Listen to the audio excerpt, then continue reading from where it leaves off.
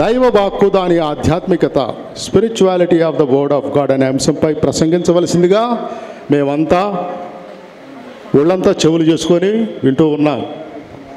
2025 jubilee సంవత్సరాన్ని ఇంత ఘనంగా నిర్వహిస్తున్నటువంటి విశాఖ అగ్రపీఠాధిపతులు మహాఘనత వహించిన ఉడుమల బాల ఏలినవారికి, విజయవాడ పీఠాధిపతులు మహాఘనత వహించిన తెలగతోటి రాజారావు ఏలినవారికి, మిగిలిన పీఠాధిపతులకు, గురువులకు, మఠవాసులకు మరియు ప్రియ సహోదరి సహోదరులారా, మీ అందరికీ నా యొక్క అభినందనలు, శుభాకాంక్షలు తెలియచేస్తున్నాను. ఈ జూబిలీ సంవత్సరం నిజంగా పీఠాధిపతులు చెప్పినట్లుగా తన ప్రారంభ వాక్కులలో ఇది మీ అందరికీ, మనందరికీ ఒక హితవత్సరము కావాలి అని, అనుగ్రహ వర్షముతో కూడిన సంవత్సరంగా మారాలి అని ప్రార్థిస్తున్నాను, ఆకాంక్షిస్తున్నాను.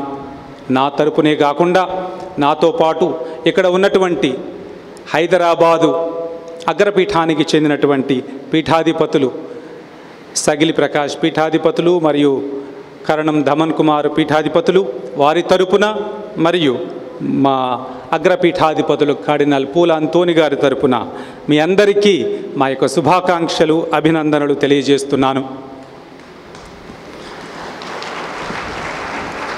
ఇంతటి గొప్ప వేడుకను పరిశుద్ధ గ్రంథ ధ్యానముతో ప్రారంభించటం చాలా సంతోషంగా ఉంది. అందుకని ఇది మానవులు రాసినటువంటి వాక్కు, దేవుని యొక్క ప్రేరణతో దేవుడు ఏదైతే కోరుకున్నారో ఆ సందేశాన్ని ఇవ్వటానికి వారు ప్రయత్నించారు. దేవుడు వారిని ప్రేరేపించారు, ఆయన తలంచినది వాళ్ళు రాశారు. అయితే ఏ ఆత్మ చేత ప్రేరేపింపబడి వారు ఈ గ్రంథాన్ని రచించారో ఆ ఆత్మ మనపైన కూడా ఉండాలి. దీనిని అర్థం చేసుకోవాలి అంటే ఇది ఏదో మన జ్ఞానము కోసము, విజ్ఞానము సంపాదించటం కోసం రాసినటువంటి గ్రంథము కాదు. ఇది మన ఆత్మీయ జీవితాల కోసం వ్రాయబడినది. దీనిలో ఉన్న అంతరార్థము కూడా మన ఆత్మీయ జీవితానికి సంబంధించినదే. అందుకని ప్రారంభించే ముందు అందరం ఒక్క క్షణం పాటు కళ్ళు మూసుకొని, ఏ ఆత్మ అయితే ఈ పరిశుద్ధ గ్రంథాన్ని వ్రాయడంలో ప్రేరేపించిందో గ్రంథకర్తలను, అదే ఆత్మ మనందరినీ అభిషేకించాలని, మన మనస్సులను, మన హృదయాలను తెరిపించాలని ప్రార్థన చేసుకుందాం. అదేవిధంగా ఈ వాక్యాన్ని బోధించే నన్ను కూడా అభిషేకించమని, దేవునికి ఇష్టమైన మాటలనే నేను చెప్పగలిగేటట్లు నన్ను నడిపించమని ప్రార్థన చేద్దాం.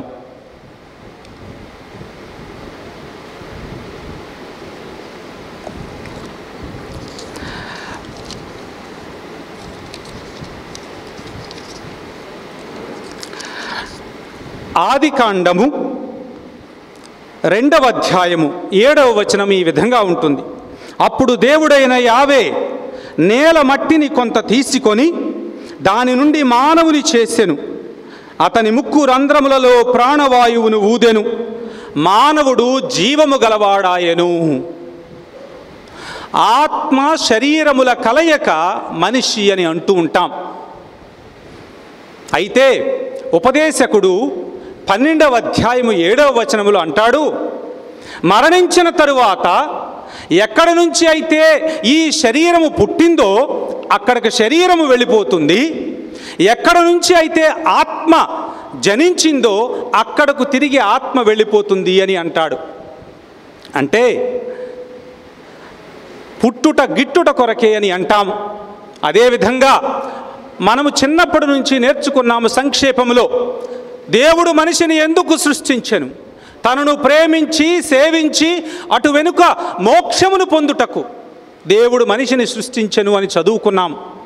అంటే మనిషి యొక్క జీవిత గమ్యం నిత్య జీవాన్ని పొందటం, ఆత్మ సాక్షాత్కారాన్ని సాధించటం, మోక్ష ప్రాప్తి. ఇది మనిషి యొక్క గమ్యం, జీవిత గమ్యం. ప్రారంభం ఉంటుంది, ఒక గమ్యం ఉంటుంది. ఈ మధ్యలో మనము యాత్రికులము. నిరీక్షిస్తూ ఉన్నాం. అందుకే హెబ్రీయులకు రాసినటువంటి పత్రిక 11వ అధ్యాయములో 1వ వచనములోనే పునీత పౌలు గారు అంటారు, విశ్వాసమనగా నిత్య జీవము ఉన్నది అని దృఢంగా నమ్మడం, నిశ్చయముగా ఉండటం. అందుకే పితామహులైనటువంటి అబ్రహాము, యాకోబు ప్రవక్తలు తాము కాంతిశీకులమనియు ఈ లోకములో యాత్రికులమనియు జీవించారు. వారి దృష్టిని పరలోకము వైపు, దేవుని వైపు సారించి ఈ జీవితాన్ని గడిపారు అని పౌలు గారు వారి యొక్క విశ్వాసాన్ని కొనియాడతారు. అంటే ఈ లోక జీవితములో యాత్రికులమైనటువంటి మనము ఏ విధంగా నిత్య జీవాన్ని పొందాలి, దేవుని నుంచి పొందినటువంటి ఆత్మను తిరిగి ఏ విధంగా దేవుని వద్దకు చేర్చాలి అని చేసే ప్రయత్నాన్ని ఆధ్యాత్మికత అంటాం. మనం చేసే ప్రార్థనలు, మనం చేసే పూజలు, ఇవన్నీ మన ఆత్మను తిరిగి దేవుని వద్దకు చేర్చడానికి చేసే ప్రయత్నాలు. లోకమంతటినీ జయించి నీ ఆత్మను కోల్పోతే ఏమి లాభము అని మనము సువార్తల్లో చదువుతున్నాం. అయితే ఈనాటి నా యొక్క ముఖ్య అంశము పరిశుద్ధ గ్రంథము మన ఆధ్యాత్మిక జీవితానికి పునాది, మన ఆధ్యాత్మిక జీవితానికి సోపానం, వారధి లాంటిది. మనందరినీ ఆ నిత్య జీవానికి నడిపిస్తుంది, మోక్ష ప్రాప్తికి, పరలోక రాజ్యాన్ని ప్రవేశించటానికి దోహదపడుతుంది అన్న అంశం మీద నేను మాట్లాడబోతున్నాను. ఆదిలో వాక్కు ఉండెను, ఆ వాక్కు దేవుని యొద్ద ఉండెను, ఆ వాక్కు దేవుడై ఉండెను అని తన సువిశేషాన్ని ప్రారంభిస్తారు. యేసు ప్రభువు చేసినటువంటి బోధనలను, ఆయన చేసినటువంటి అద్భుతాలను గురించి వివరించిన తరువాత సుదీర్ఘంగా 20వ అధ్యాయము 30-31 వచనాలలో ఈ విధంగా రాస్తున్నారు. చూడండి, నేను చాలా విషయాలు రాశాను. మీకేదో యేసు ప్రభువు యొక్క జీవితము గురించి మీకు ఎక్కువ జ్ఞానాన్ని కలిగించటం కోసం కాదు నేను దీనిని రాసింది.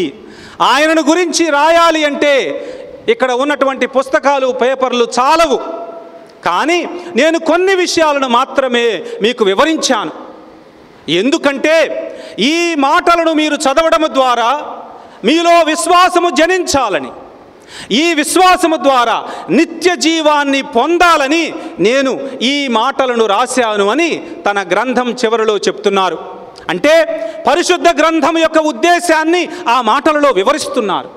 ఈ మాటలు చదవడం ద్వారా మనం విశ్వాసములో పెంపొందాలి, ఈ విశ్వాసము ద్వారా నిత్య జీవితాన్ని సాధించాలి, పొందాలి, నిత్య జీవితములో ప్రవేశించాలి. ఇది ఈ పరిశుద్ధ గ్రంథము యొక్క అంతరార్థము, దాని యొక్క ఉద్దేశం. 2వ తిమోతికి వ్రాసినటువంటి 2వ లేఖ 16-17 వచనాలు. పరిశుద్ధ గ్రంథము యొక్క ఉద్దేశము సత్యమును బోధించుటకును, దోషములను ఖండించుటకును, తప్పులను సవరించుటకును, మరియు నీతి మార్గమును నడిపించుటకును అని పునీత పౌలు గారు రాస్తున్నారు. అంటే పరిశుద్ధ గ్రంథము యొక్క ఉద్దేశము అది మనకు సత్యాన్ని బోధించటానికి, తప్పులను, దోషములు ఉన్నప్పుడు ఖండించటానికి, తప్పులను సవరించటానికి, మనలను నీతి మార్గమున నడిపించటానికి. ఇది పరిశుద్ధ గ్రంథము యొక్క ఉద్దేశము. అందుకే ప్రియమైన సహోదరి సహోదరులారా, ఈ పరిశుద్ధ గ్రంథాన్ని మనము తరచుగా చదువుతూ ఉండాలి, ఈ పరిశుద్ధ గ్రంథాన్ని ధ్యానిస్తూ ఉండాలి. మనం విన్నటువంటి వాక్యాన్ని హృదయాలలో పదిలపరుచుకోవాలి, మన మదిలో ధ్యానిస్తూ ఉండాలి. ఎందుకంటే ఈ వాక్యము మన జీవితాలను మారుస్తుంది. మన జీవితాలను మార్చగలిగినటువంటి శక్తి ఈ వాక్యానికి మాత్రమే ఉంది. అందుకే ద్వితీయోపదేశ కాండము 6వ అధ్యాయములో 4-9 వరకు చదువుతున్నాము. లిసన్ ఓ ఇశ్రాయేల్, వినండి ఓ ఇశ్రాయేలు ప్రజలారా, ఈ వాక్యాన్ని వినండి, జీవము కలిగినటువంటి వాక్యాన్ని బోధించండి. మీరు ఎక్కడ నలుగురు కూర్చున్నా ఈ వాక్యాన్ని గురించే చర్చించండి. మీరు నడుస్తున్నా, కూర్చున్నా, పడుకున్నా ఈ వాక్యాన్ని గురించి ధ్యానించండి అని ద్వితీయోపదేశ కాండములోనే చదువుతున్నాం. ఎందుకు? ఈ వాక్యాన్ని ధ్యానించడం ద్వారా మనిషిలో మార్పు వస్తుంది. లూకా శుభవార్త 2వ అధ్యాయము 19వ వచనములో మరియమ్మ గారి గురించి ఈ విధంగా ఉంటుంది. ఆమె విన్నటువంటి మాటలను తన తన హృదయములో పదిలపరుచుకున్నది అని, ఆ మాటలను గురించి ధ్యానిస్తూ ఉంది అని మనము చదువుతూ ఉన్నాం. దేవుని యొక్క వాక్యాన్ని హృదయంలో పదిలపరుచుకొనడం ద్వారా, తరచుగా ధ్యానించటం ద్వారా మనలోని విశ్వాసం పరిపక్వ దశకు చేరుతుంది, మనలో మార్పు కలుగుతుంది. మనమేంటో ఈ వాక్యము మనకు అర్థమయ్యేటట్లు చేస్తుంది, నీతి మార్గమును నడిపిస్తుంది. అందుకే మరియమ్మ గారికి దేవదూత అనుగ్రహ పరిపూర్ణురాలా నీకు శుభము అని చెప్పినప్పుడు, పవిత్రాత్మ శక్తి నిన్ను ఆవరిస్తుంది అని చెప్పినప్పుడు, సిమియోను ప్రవక్త ఒక ఖడ్గము నీ హృదయములో దూసుకొని పోతుంది అని చెప్పినప్పుడు, గొర్రెలు కాపరులు వచ్చి ఆ శిశువును ఆరాధించినప్పుడు ఆమెకి ఏమీ అర్థం కాలేదు. అయినను ఆ మాటలన్నిటినీ హృదయములో పదిలపరుచుకున్నది, ఆ మాటలను జీవితాంతము ధ్యానిస్తూ వచ్చింది. చివరకు తన విశ్వాసము పరిపక్వ దశకు చేరుకున్నది. అందుకే సాక్షాత్తు క్రీస్తు ప్రభువే ఆమె యొక్క విశ్వాసాన్ని కీర్తిస్తారు. తాను శిలువపై ఉన్నప్పుడు సంఘాన్ని, శిష్యులను ఆమెకు అప్పగిస్తారు. శ్రీసభ జన్మించే వరకు వారికి తోడుగా ఉండమని బాడీ ఆఫ్ క్రైస్ట్, తన తిరుసభకు ఆమె దగ్గర ఉండాలి అని ఆమెకు అప్పగిస్తారు. ఆమె గొప్ప విశ్వాసపరురాలు కాబట్టి, ఆత్మచేత నింపబడినటువంటి ఆమె కాబట్టి, తన స్త్రీ సభను ఆమె కాపాడగలదు, నడిపించగలదు అన్న ఉద్దేశంతో అమ్మ దగ్గర ఉండు అని ఆమెకు అప్పగిస్తారు తన శిష్యులను. అంటే దేవుని యొక్క వాక్యాన్ని ఆలకించింది, ధ్యానించింది, విశ్వాసములో పరిపక్వ దశకు చేరుకున్నది, దేవుని చేత ధన్యురాలు అని కీర్తించబడింది. ఇది దేవుని యొక్క వాక్యం మన జీవితాలకు చేయగలిగినది. ఈ వాక్యాన్ని ఎవరైతే ఆలకిస్తారో, ఈ వాక్యాన్ని ఎవరైతే ధ్యానిస్తారో వాళ్ళ జీవితాలు మారతాయి. అందుకే ఈ 2000 సంవత్సరాలలో ఈ వాక్యాన్ని ధ్యానించాలి అని తిరుసభ ప్రోత్సహిస్తూ ఉంది. లెక్సియో దివీనా అని అందరూ వినే ఉంటాము. క్రైస్తవ సన్యాస జీవితంలో సన్యాసులు, మఠవాసులు ప్రతిరోజు దేవుని యొక్క వాక్యాన్ని ధ్యానిస్తూ ఉంటారు, ఆ ధ్యానము ద్వారా తమ జీవితాలు మారాలి అని. అంతేకాదు ప్రియమైన దేవుని బిడ్డలారా, ఈ వాక్యం యొక్క శక్తి ఏంటో ప్రత్యేకంగా చెప్పనవసరం లేదు.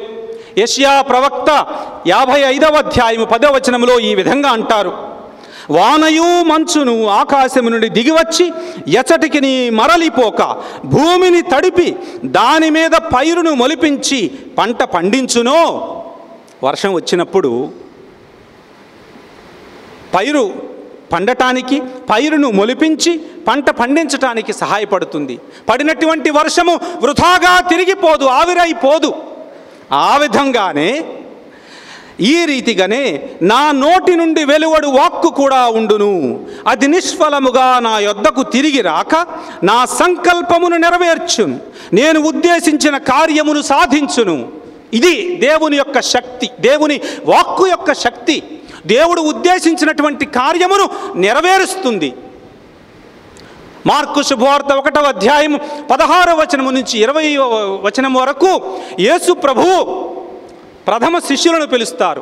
రండి నన్ను అనుసరించండి అని పిలవగానే వారు తమ వలలను వదిలిపెట్టారు, తమ తండ్రిని వదిలిపెట్టారు, పడవలను వదిలిపెట్టారు, యేసు ప్రభువు వెంట నడిచారు. లూకా శుభవార్త 5వ అధ్యాయము 28 నుంచి 32 వరకు కూడా యేసు ప్రభువు సుంకరి అయినటువంటి మత్తయితో లేచి నన్ను అనుసరించు అని పిలవగానే వాడు వెనక ముందు చూడకుండా యేసు ప్రభువుని అనుసరించాడు. మనుషులను కూడా పిలవగలిగిన శక్తి ఆ వాక్కుకు ఉంది. మార్కు శుభవార్త 2వ అధ్యాయము 9వ వచనములో పక్షవాత రోగితో లేచి నీ పడకను ఎత్తుకొని నడువు అనగానే పక్షవాత రోగి లేచి నడిచాడు.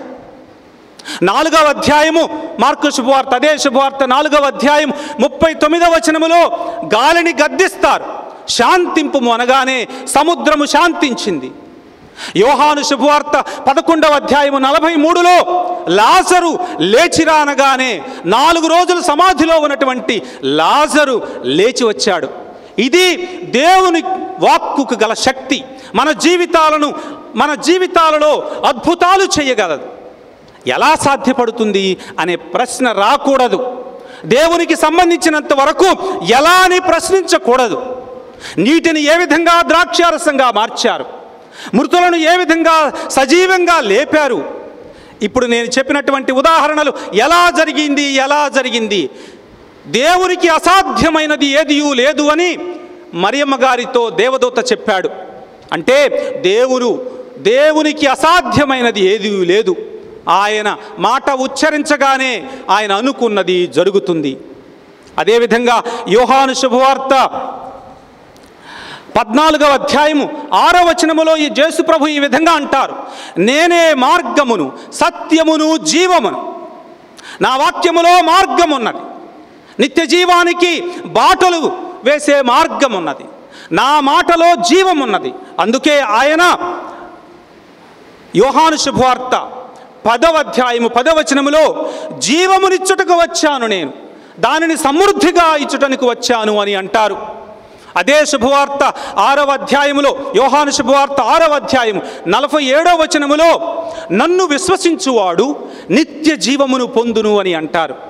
ఎవరైతే నా వాక్యమును ఆలకిస్తాడో, ఎవడైతే నా వాక్యము ప్రకారం జీవిస్తాడో వాడికి నిత్య జీవము దొరుకుతుంది, మోక్ష ప్రాప్తి లభిస్తుంది, ఆత్మ సాక్షాత్కారము కలుగుతుంది అని ఆ ప్రభువే సాక్షాత్తు వాగ్దానం చేశారు. ఈ వాక్యములో మన సమస్యలన్నిటికీ పరిష్కారం దొరుకుతుంది. సంకీర్తనకారుడు 119వ సంకీర్తనలో 105వ వచనములో ఈ విధంగా అంటాడు, ప్రభూ నీ వాక్యము నా పాదములకు దీపము, నా మార్గమునకు వెలుగు. నేను ఎటువంటి నిర్ణయము తీసుకోవాలో, ఎటు వెళ్ళాలో నాకు నీ వాక్యము దారి చూపుతుంది అని అంటాడు. ఈ వాక్యములో జీవమున్నది, మార్గమున్నది. పిలాతు అడుగుతాడు, సత్యం అనగానేమి అనగానే ప్రభు ఏమంటారు, నేనే సత్యమును, ఐఎమ్ ద ట్రూత్. ఆయనలోనే సత్యమున్నది. మన జీవితానికి అర్థం ఆయనలోనే దొరుకుతుంది. ప్రపంచమంతా వెతుకుతాం, ఎక్కడ దొరుకుతుందో సంతోషము అని. కానీ పునీత్ అగుస్తీను గారు చెప్పినట్లు, ప్రభు నేను ప్రపంచమంతటా వెతికాను ఆనందం కోసం, సత్యం కోసం, కానీ చివరికి నీలోనే ఆ సత్యం ఉన్నదని, నీలోనే ఆ ఆనందము దొరుకుతుందని అర్థమైంది అని అంటారు. ఆ వాక్యము మన పాదములకు దీపము కావాలి, మన జీవితాలకు మార్గదర్శి కావాలి. అప్పుడే నిత్య జీవితాన్ని పొందగలుగుతాము. యోహాను శుభవార్త 8వ అధ్యాయము 12వ వచనములో యేసు ప్రభువు, నేను లోకానికి వెలుగును, ఎవడైతే నా వాక్యాన్ని ఆలకిస్తాడో వాడు అంధకారములో నడవక వెలుగులో నడుస్తాడు అని అంటారు. క్రైస్తవులను, మనలను లూకా శుభవార్త 16వ అధ్యాయములో 8 నుంచి 12 వరకు శ్రద్ధగా చదివితే మనలను ప్రభువు వెలుగుపుత్రులు అని పిలుస్తారు. వెలుగునందు నడిచే వాళ్ళము అని, దీపస్తంభముపై పెట్టబడినటువంటి వెలుగులాగా మనల్ని క్రైస్తవులను పోలుస్తారు. అయితే 8వ అధ్యాయము 12వ వచనములో యోహాను శుభవార్తలో నేనే లోకమునకు వెలుగును అని అంటారు. నన్ను విశ్వసించువాడు అంధకారమున నడువక వెలుగునందు పయనిస్తాడు అని. దాని అర్థమేంటో చెప్పి ముగిస్తాను.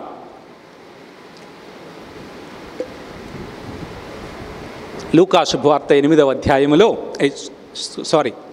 యోహాను శుభవార్త 8వ అధ్యాయములో యేసు ప్రభువు యెరూషలేము వెళతారు, గూడారముల పండుగకు వెళతారు. దేవాలయములోనికి వెళ్ళి బోధిస్తున్నారు. అప్పుడు ధర్మశాస్త్ర బోధకులు, మత పెద్దలు వచ్చి, ఎవడవయ్యా నువ్వు, ఎవరిచ్చారు నీకు అధికారం, ఇంత అధికారికంగా బోధించటానికి నీకు అనుమతి ఎవరిచ్చారు, నీ అధికారం ఎక్కడి నుంచి వచ్చింది, నీ నిజస్వరూపం ఏంటి, ఎవరు నువ్వు అని అడుగుతారు. దానికి సమాధానంగా నేను లోకానికి వెలుగును అని చెప్తారు. తన నిజస్వరూపం అది, లోకానికి వెలుగు అని హోర్ హారెట్స్ అని హీబ్రూలో అంటారు. గూడారముల పండగప్పుడు యావే దేవుడు ఇశ్రాయేలు ప్రజలను 40 సంవత్సరాల పాటు ఏ విధంగా ఎడారిలో నడిపించింది, వారు ఏ విధంగా ఆ ఎడారిలో గూడారములలో నివసించింది, వీటన్నిటినీ గుర్తు తెచ్చుకోవడానికి జరుపుకునే ఒక పండుగ. ఇందాకనే మనం విన్నాము, ఆయన రాత్రి సమయములో యెహోవా దేవుడు ఇశ్రాయేలు ప్రజలను రాత్రి సమయములో దీపస్తంభ రూపములో ఉండి వారి ముందుండి వారిని నడిపించాడు అని చదువుతూ ఉన్నాం. అయితే దీనిని గుర్తు తెచ్చుకోవడం కోసం మన దీపావళి పండుగలాగా గూడారముల పండుగ అప్పుడు వాళ్ళు యెరూషలేము పట్టణాన్ని దీపకాంతులతో నింపేవారట. దేవాలయం ముందు ఒక పెద్ద దీపస్తంభాన్ని ఉంచేవారట. అప్పుడు యేసుప్రభు అంటారు, నేను నిజమైనటువంటి లోకానికి వెలుగును అని అంటారు. నేనే లోకానికి వెలుగును. I am the light of the world. నేనే గొర్రెల కాపరిని, నేనే సత్యమును, నేనే జీవమును, నేనే పునరుత్థానము, నేనే జీవాహారమును. నేనే అంటే పరిశుద్ధ గ్రంథములో ఒక ప్రత్యేక అర్థం ఉంది. నిర్గమకాండము 3వ అధ్యాయములో మండుచున్న పొద వద్దకు మోషే సమీపించినప్పుడు అడుగుతాడు, నీవు నన్ను పంపిస్తున్నావు, ఎవరు పంపారు నిన్ను అని ఎవరైనా అడిగితే నన్నేం చెప్పమంటావు అని మోషే దేవుణ్ణి ప్రశ్నిస్తాడు. నేనే అయాం అని, నేను పంపానని చెప్పు అంటే దేవుని యొక్క పేరు నేను పరిశుద్ధ గ్రంథములో. ఈరోజు క్రీస్తు ప్రభు అంటారు, నేనే లోకానికి వెలుగును. మీరు ఏ దేవుణ్ణైతే గుర్తు తెచ్చుకుంటున్నారో ఈరోజు అదే దేవుణ్ణి మళ్ళీ మీ మధ్యకు వచ్చాను అని చెప్తున్నారు. వెలుగును, వెలుగు అంటే పరిశుద్ధ గ్రంథములో చాలా ప్రత్యేకమైనటువంటి అర్థాలున్నాయి. ఇప్పుడు నేను ప్రస్తావించినటువంటి నిర్గమకాండము 3వ అధ్యాయములో మండుచున్న పొద దేవుని యొక్క సాన్నిధ్యానికి గుర్తు, దీపస్తంభము దేవుని యొక్క సాన్నిధ్యానికి గుర్తు. నేను దేవుణ్ణి అని క్రీస్తు ప్రభు ప్రకటిస్తున్నారు. మీరెవరు అని అడుగుతున్నారా? నేనే ఆయనను, ఐ యామ్ దాట్ వన్ అని అర్థం. లోకానికి వెలుగును. అయితే ఈ వెలుగుకి కొన్ని అర్థాలున్నాయి. మొట్టమొదటిది, వెలుగు ఏం చేసింది? ఆ 40 సంవత్సరాల పాటు దీపస్తంభ రూపములో ఉంటూ వారు ముందుండి వారిని వాగ్దాన భూమి వైపుకు నడిపించింది. ఐగుప్తు బానిసత్వానికి ప్రతీక, సంకేతం. వాగ్దాన భూమి స్వేచ్ఛ స్వాతంత్ర్యానికి ప్రతీక. పాలు తేనెలకే ఒక భూమి అది. బానిసత్వానికి సంకేతమైనటువంటి భూమి ఐగుప్తు. ఈ దీపం ఏం చేసింది? వారిని బానిసత్వము నుంచి, బానిసత్వపు నేల నుంచి స్వాతంత్ర్యానికి నడిపించింది. ఆ రోజు దీపస్తంభము ఏ విధంగానైతే ఆ ఇశ్రాయేలు ప్రజలను బానిసత్వము నుంచి స్వాతంత్ర్యానికి నడిపించిందో, నేను కూడా మళ్ళీ మీ మధ్యలో జన్మించాను. ఎందుకు? మిమ్ములను బానిసత్వము నుంచి స్వాతంత్ర్యానికి, స్వేచ్ఛకు నడిపించటానికి. అందుకే ఆయన జన్మించినప్పుడు లూకా శుభవార్త 2వ అధ్యాయము 11వ వచనములో, నేడు దూతలు గొల్లలకు వార్తనందిస్తారు, నేడు మీకు రక్షకుడు జన్మించాడు బెత్లెహేము నగరములో అని. అంటే క్రీస్తు ప్రభువును రక్షకుడు అని పిలుస్తారు. బానిసత్వము నుంచి స్వేచ్ఛ స్వతంత్రాలకు నడిపించే వాడు అని అర్థము. ఎన్నో సంవత్సరాల పాటు పక్షవాత రోగముతో మంచాన పడి ఉన్నటువంటి ఒక బానిసకు మార్కు శుభవార్త 2వ అధ్యాయము 9వ వచనములు, లేచి నీ పడకనెత్తుకుని నడువు అని అంటారు. బానిసత్వము నుంచి స్వేచ్ఛనివ్వటం అంటే అర్థం అది. రక్షకుడు క్రీస్తు ప్రభు మొట్టమొదటి యొక్క బాధ్యత బానిసత్వము నుంచి స్వాతంత్రానికి నడిపించటం. అది క్రీస్తు ప్రభు 3 సంవత్సరాల పాటు ఆయన చేసింది అదే.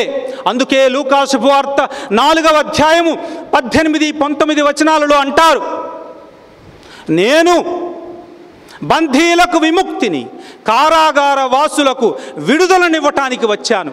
ప్రభుని ఆత్మ నాపై ఉన్నది, నన్ను అభిషేకించింది సువార్తను ప్రకటించటానికి, బంధీలకు విముక్తినివ్వటానికి, కారాగార వాసులకు విడుదలనివ్వటానికి, పాపానికి బానిస అయినటువంటి మనందరినీ విడిపించి తిరిగి స్వర్గరాజ్యానికి, తిరిగి దేవుని బిడ్డలుగా మార్చటానికి, స్వతంత్రులుగా మార్చటానికి, మరణపు ముళ్ళును విరిచి మనలను దేవుని బిడ్డలుగా మార్చటానికి క్రీస్తు ప్రభు ఈ లోకానికి వచ్చారు. అందుకే ఆయన చనిపోయినప్పుడు దేవాలయపు తెర రెండుగా చీలింది. ఇక నుంచి దేవునికి మనిషికి మధ్య ఎటువంటి అడ్డంకి లేదు. ప్రత్యక్షంగా తండ్రి అని పిలిచే భాగ్యాన్ని మనకి క్రీస్తు ప్రభు కల్పించారు. అంటే ఆయన మనలను స్వతంత్రులను చేశారు అని అర్థం. వెలుగు ఇంకా ఏం చేస్తుంది? ఎఫెసీయులకు వ్రాసినటువంటి లేఖ 5వ అధ్యాయము 13వ వచనంలో పౌలు గారు అంటారు, సమస్తమును గోచరింప చేయునది వెలుగు అంటారు. నా ముఖం మీకు కనపడుతుందంటే ఇక్కడ వెలుగు ఉంది. నా అంగి ఏ రంగో నాకు కనపడుతుంది అంటే ఇక్కడ వెలుగు ఉంది. కాబట్టి ఈ వెలుగులో నేనేంటో నాకు అర్థమవుతుంది. నా వస్త్రాలు ఏ రంగులో ఉన్నాయో నాకు కనిపిస్తున్నాయి. మీరు ఎవరు, మీ ముఖాలు నాకు కనిపిస్తున్నాయి. ఈ వెలుగులో నన్ను నేను చూసుకోగలుగుతున్నాను, మిమ్ములను కూడా గుర్తించగలుగుతున్నాను. సమస్తమును గోచరింప చేయునది వెలుగు అని పునీత పౌలు గారు చెప్పారు. క్రీస్తు ప్రభువు లోకానికి వెలుగు. ఆయన సాన్నిధ్యం ఎక్కడైతే ఉంటుందో అక్కడ మనుషులు తమ జీవితాలను గ్రహించగలుగుతారు. తాము ఎవరో తాము గ్రహించగలుగుతారు. ఇతరులు ఎవరో అని కూడా గుర్తించగలుగుతారు. యోహాను శుభవార్త 4వ అధ్యాయములో ఒక మధ్యాహ్నం పూట యేసు ప్రభువు సమరయ ప్రాంతములో నడుస్తూ ఉన్నారు. ఒక స్త్రీ కంటబడింది బావి దగ్గర.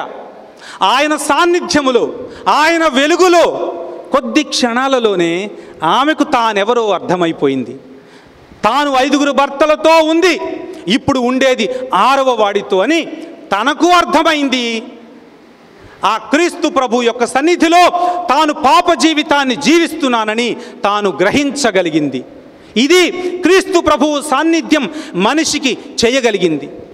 ఎవరైతే ఆ వాక్యాన్ని స్వీకరించగలుగుతారో, ఆ వాక్యపు వెలుగులో తమను తాము ఉంచుతారో, ఆ వాక్యము అర్థమయ్యేటట్లు చేస్తుంది వారి బ్రతుకులను, వారి జీవితాలను.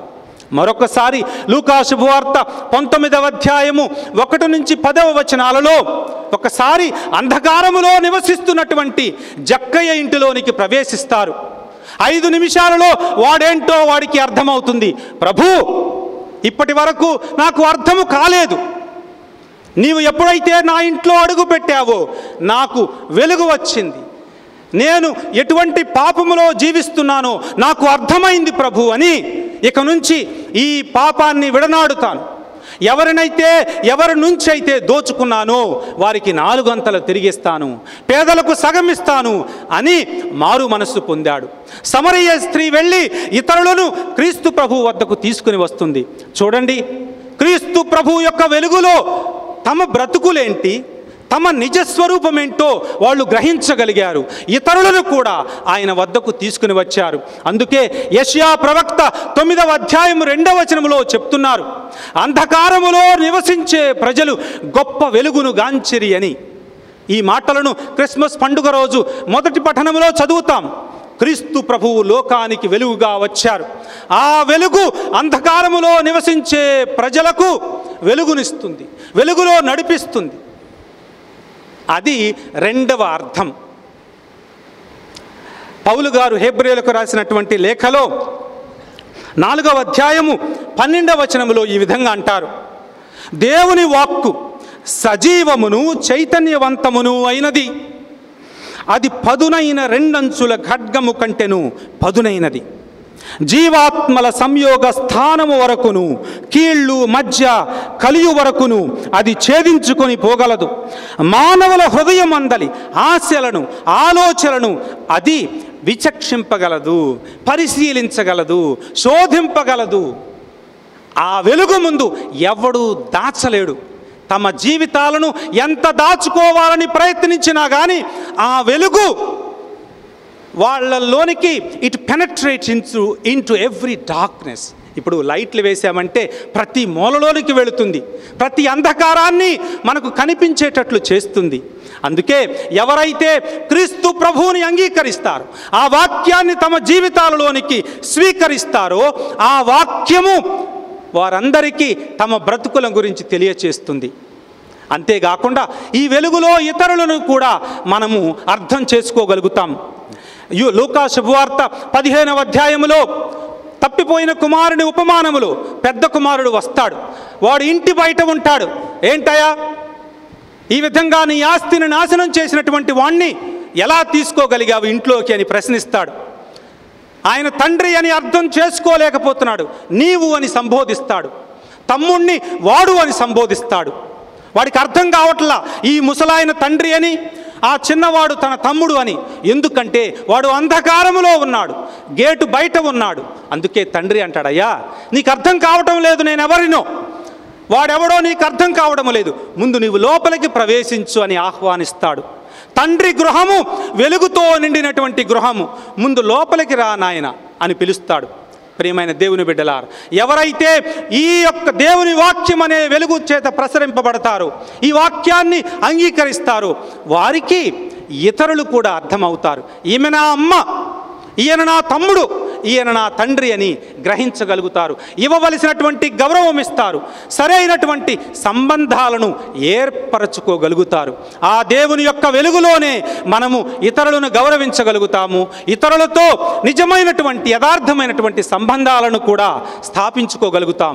ఇక చివరిగా ఈ వెలుగు ఇంకొక అర్థం ఉంది. రాత్రి సమయములో టార్చి లైటును ముందు వేసుకొని నడుస్తాం, వెనకేసుకొని నడము. ఎందుకు? మన ముందుండి నడవాల వెలుగు. ఎక్కడ పుట్ట ఉన్నదో, ఎక్కడ ప్రమాదము పొంచి ఉన్నదో అని ఆ వెలుగు చూపించాల, ముందుండి నడుస్తుంది. అందుకే ప్రభువు అంటారు, నేను మంచి గొర్రెల కాపరిని, నేను మీ ముందుండి నడిచే దేవుడను, మీరు ప్రమాదాన్ని చేరుకోకముందే నేను చేరుకుంటాను అని చెప్తున్నారు. మీరు రేపటి గురించి చింతించవలదు. ఎందుకు? మీరు రేపటికి చేరేసరికే నేను అక్కడ చేరి ఉంటాను అని యోహాను శుభవార్త 10వ అధ్యాయం 11వ వచనములో చెప్తున్నారు. నేను లోకానికి వెలుగును అని చెప్పినప్పుడు ఇది క్రీస్తు ప్రభువు యొక్క అర్థము. నేను మీ ముందుండి నడిచే దేవుడను, మిమ్మలను మీరేంటో అర్థము చేసుకునేటట్లు చేసే. అర్థమైంది, అయిపోయింది నాది, చివరిదే ఇది. అందుకని ప్రియమైన దేవుని బిడ్డలారా, ఎవరైతే ఈ వాక్యాన్ని ఆలకిస్తారో, ఈ వాక్యాన్ని అంగీకరించి ఈ వెలుగులో నడుస్తారో, వారికి నిత్య జీవము దొరుకుతుంది. ఈ వాక్కు మనందరినీ నిత్య జీవితానికి, మోక్ష ప్రాప్తికి, ఆత్మ సాక్షాత్కారానికి ఈ వాక్కే నడిపిస్తుంది, మరేదీ లేదు. ఈ వాక్కులోనే సత్యము, జీవము, మార్గము ఉన్నది. నేను చెప్పినటువంటి, ఆరంభించినటువంటిది ఆధ్యాత్మిక జీవితము, దేవుని వాక్కు. మనందరికీ నిత్య జీవాన్ని ఇవ్వటానికి ప్రభువు ఇచ్చినటువంటి వాక్యం ఇది. దీనిని చదువుదాం, దీనిని ధ్యానించుదాం. దీని వలన మనందరము మార్చబడతాం. ప్రభు మన జీవితాలలో అద్భుతాలు చేస్తారు. మరొక్కసారి నాకు ఈ అవకాశం ఇచ్చినటువంటి పీఠాధిపతులందరికీ ధన్యవాదాలు తెలియచేస్తూ ముగిస్తున్నాను. Thank you.